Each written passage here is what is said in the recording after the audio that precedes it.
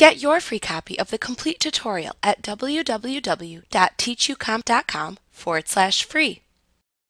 The Type Mask tools make selection areas in the shape of text you type.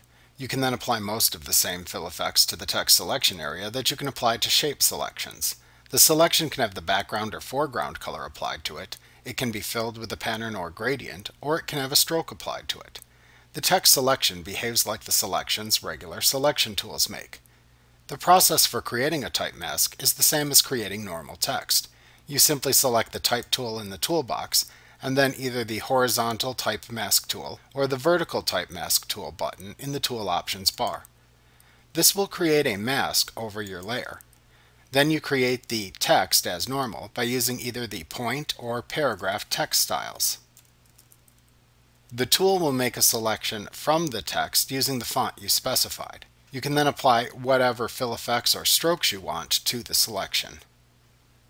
Like what you see? Pick up your free copy of the complete tutorial at www.teachucomp.com/free.